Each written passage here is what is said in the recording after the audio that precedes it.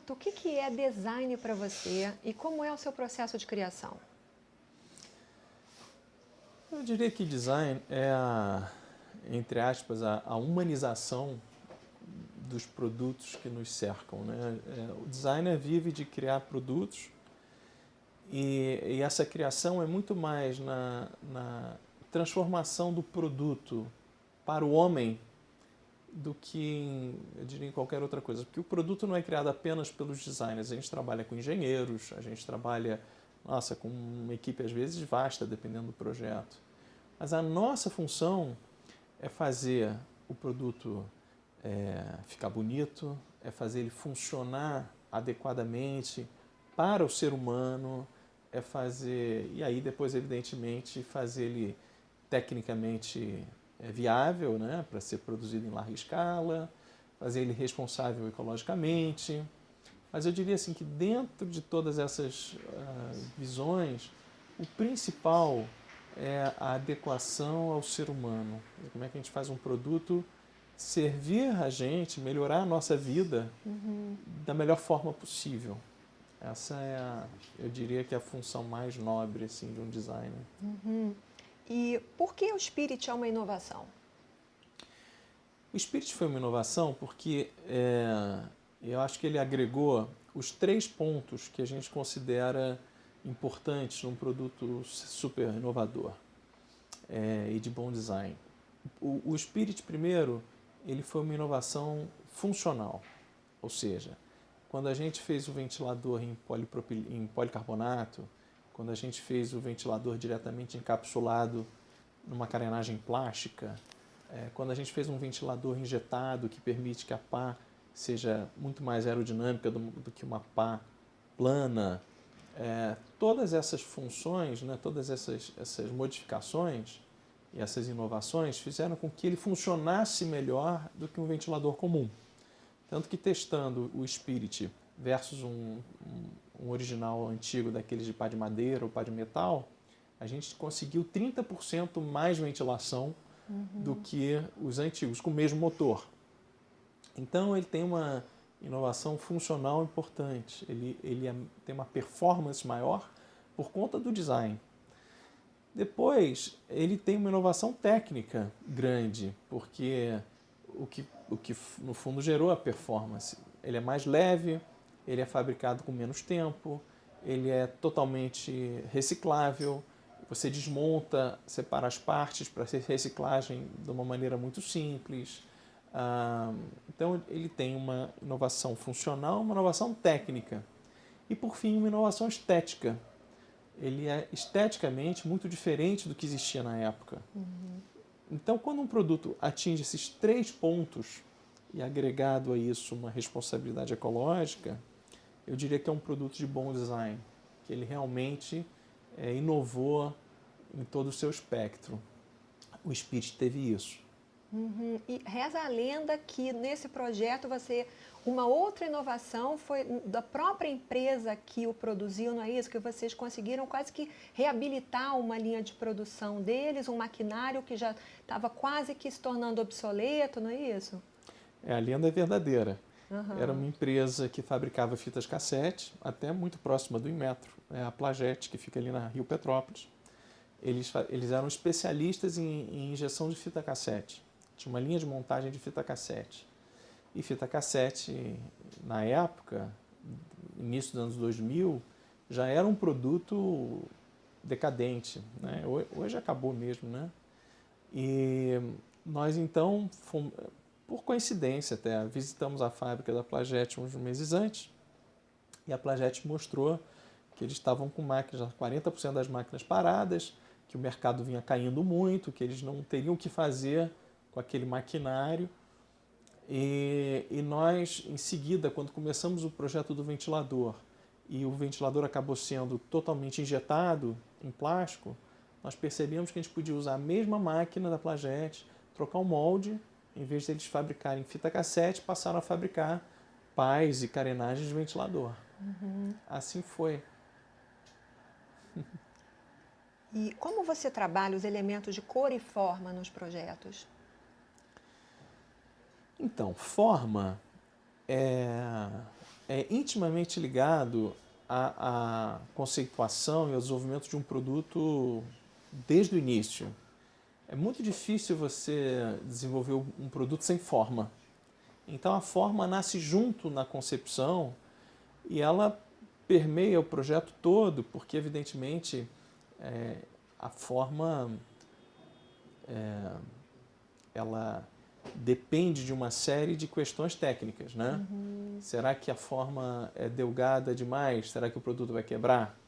Será que a forma é bruta demais? Será que a gente está usando matéria-prima em excesso?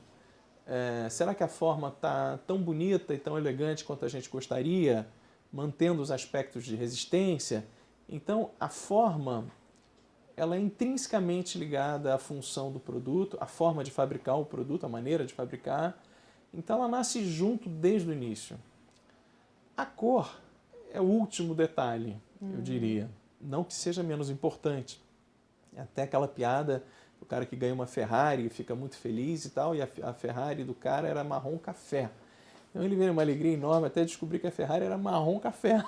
Ele diz, puxa vida, marrom café, minha Ferrari e tal. Cor é muito importante, mas ela pode ser definida muito mais à frente no projeto. Você pode, a gente até gosta de fazer isso, de desenhar as formas isentas de cor e de inserir o fator cor e textura numa das últimas etapas do processo. Porque aí você consegue, com cor e textura, ainda modificar radicalmente a percepção do produto, mas isso não tem mais um impacto na forma. Quando você começa com cor desde o início, você já vem predisposto, digamos que você já use o subterfúgio da cor para te ajudar no que você gostaria. Quando você está em preto e branco, nu e cru, a forma tem que ser muito boa. E depois da forma muito boa, a cor pode ajudar. Ela é um segundo impacto. Trabalha os elementos separadamente para só ao final juntar, criar... Eu gosto de fazer assim. Eu gosto de não me deixar enganar pela cor desde o início, que normalmente é muito sedutora. Então a gente gosta de trabalhar primeiro forma. A forma, como eu disse, está intrinsecamente ligada ao conceito, à maneira de fabricar, à resistência, aos aspectos físicos do produto, né? Como é que ele é fácil de usar, ele é fácil de pegar, ele é confortável, a cadeira é boa de sentar. Quando a forma está resolvida, aí cor é um segundo estágio. Cor e textura e superfície, eu chamo aí já de design da superfície. A gente brinca com cores, com texturas, com transparências, translucidez. Aí você tem uma infinidade de elementos para ainda modificar a percepção do produto. Mas quando você começa de uma forma bonita, é muito mais fácil. Bonita, bem resolvida, né? É muito mais fácil. Isso vem agregar. Quando você começa de um produto mal resolvido formalmente, a cor, a textura, o acabamento pode ajudar, mas é raro que resolva. Bom, você já começou então até a responder a minha próxima pergunta, que era justamente como você harmoniza a forma e a função. É uma briga constante. Evidentemente, num croquis, às vezes, a gente tem uma forma muito bonita, muito sedutora, e à medida que o projeto vai evoluindo e que as necessidades técnicas vão aparecendo, você tem que engordar um pouco aqui, aumenta um pouco ali. Olha, isso aqui não tá tão bom, muda aqui, muda ali. Muda... Quando você vê, virou um Frankensteinzinho, sabe?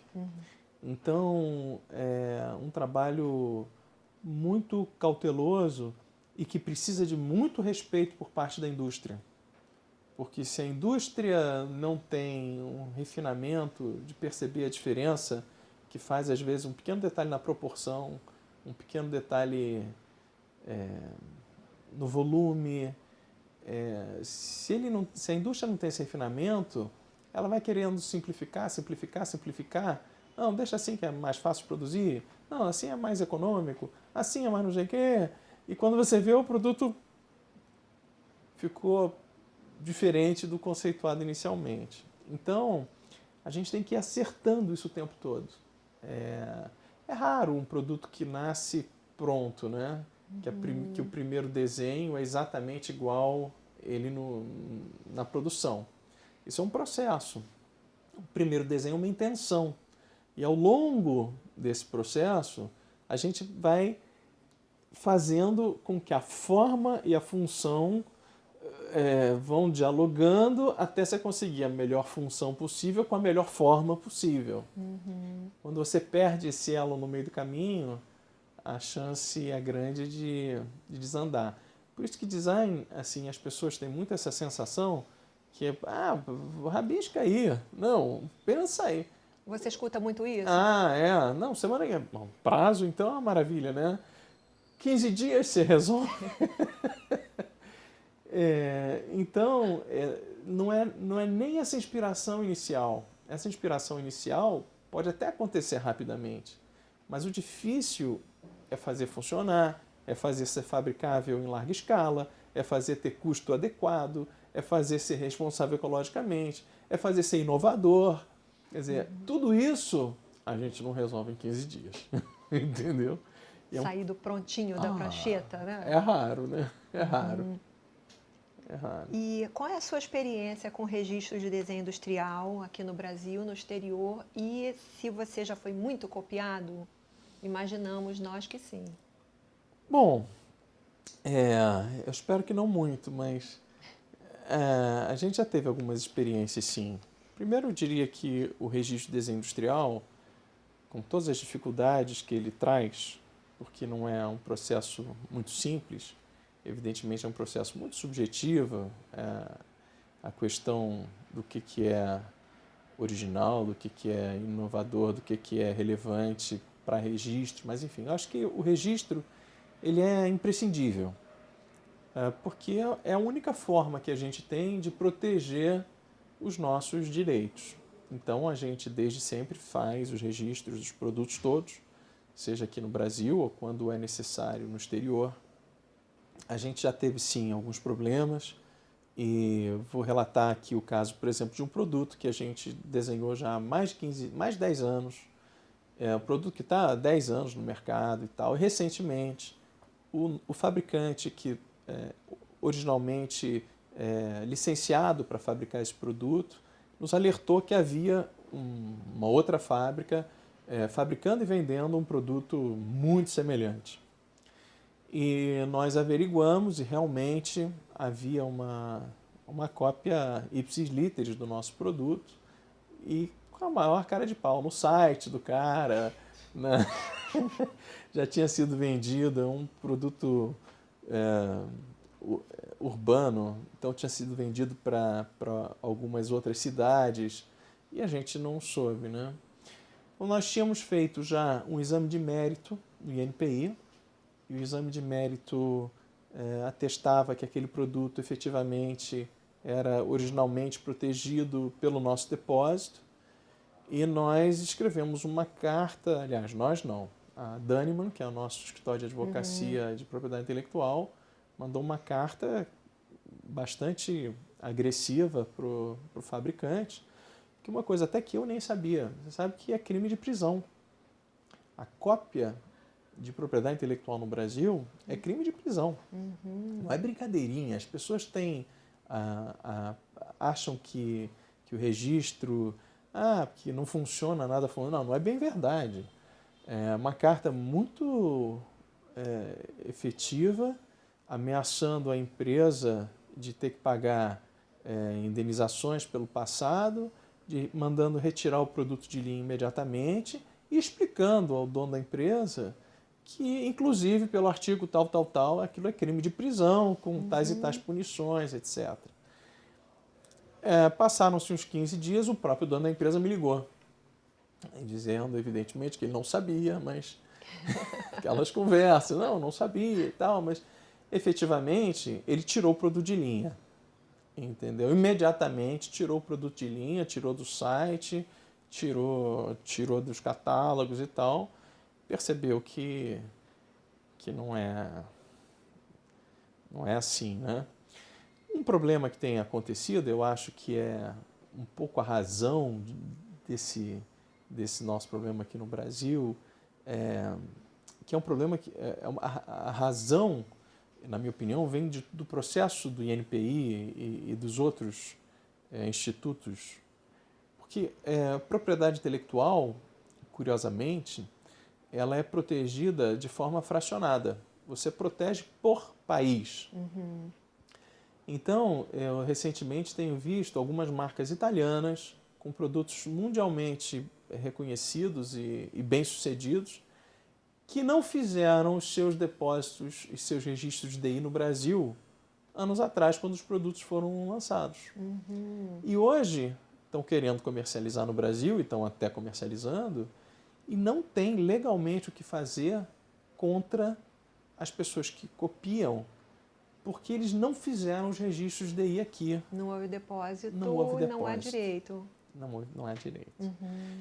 Então, eu estou dizendo assim, acho que essa razão permite a cópia legal, porque ela é um produto não protegido aqui, então é legal, é oficial que alguém faça igual.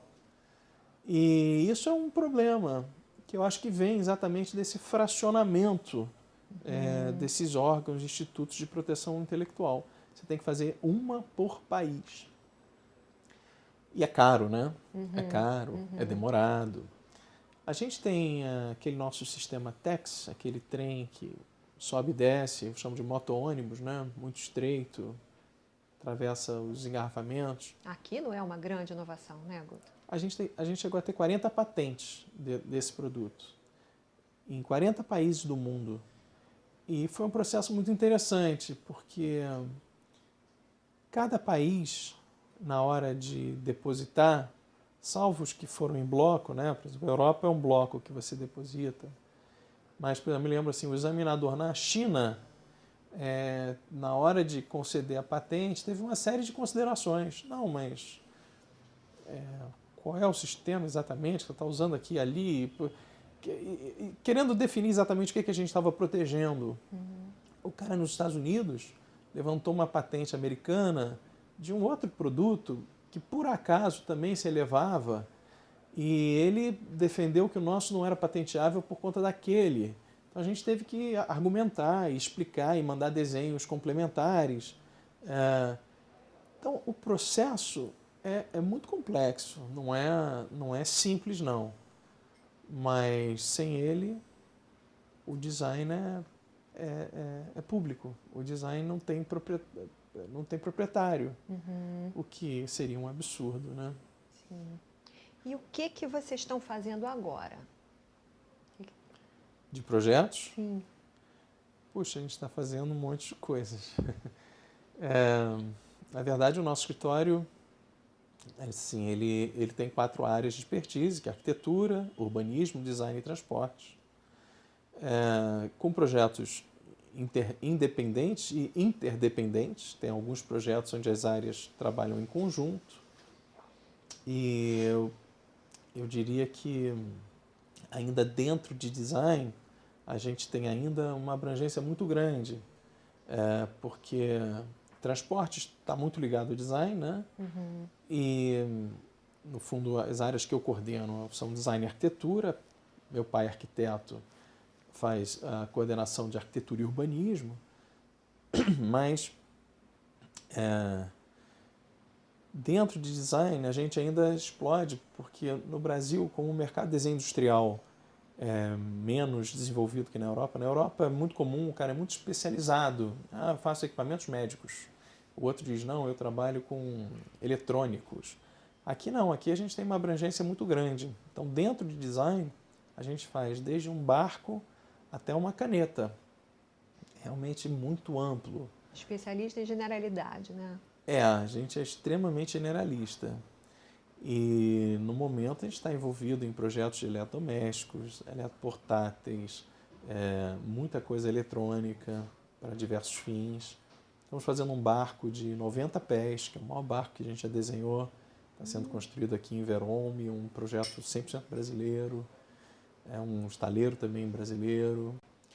Estamos envolvidos num projeto de transporte do VLT do Rio, um projeto muito interessante que envolve não só o design do veículo, mas o design das estações e toda a integração urbanística do projeto no centro do Rio de Janeiro. Vocês trabalham em muitas escalas diferentes, né? Desde o pequeno humano, assim, o que cabe né, no espaço entre os braços, as mãos, até um urbanismo amplo, né? Essa é a grande diferença de um escritório independente como o nosso e de equipes que trabalham internamente dentro de grandes empresas. Quando a gente tem um escritório com essa amplitude e essa palete de projetos tão ampla, a gente tem experiências muito diversas e a chance de trabalhar com tantos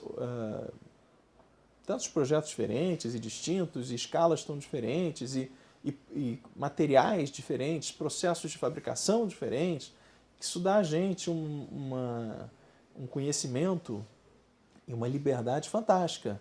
Eventualmente, um processo que se usa num produto aqui, numa indústria, pode ser útil para uma outra situação que não tem nada a ver com aquilo, mas que pode usar um material semelhante. Então, eu vou te contar, assim, temos tido experiências bem interessantes. A gente está fazendo um projeto de mobiliário urbano. É a primeira vez que a gente usa para mobiliário urbano polietileno verde rotomoldado. É um polietileno à base da cana-de-açúcar e rotomoldado, que é um processo no Brasil zero usado em mobiliário urbano. Plástico verde? Plástico verde, a gente está fazendo, assim, estou contando essas misturas, né, curiosas. Então, isso é uma inovação, né? A gente fez recentemente esse barco que a gente está fazendo, né?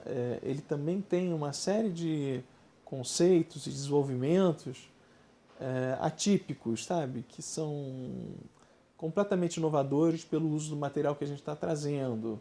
A gente vem essa liberdade de atuação dá uma experiência muito rica, sabe? Muito interessante, muito misturada.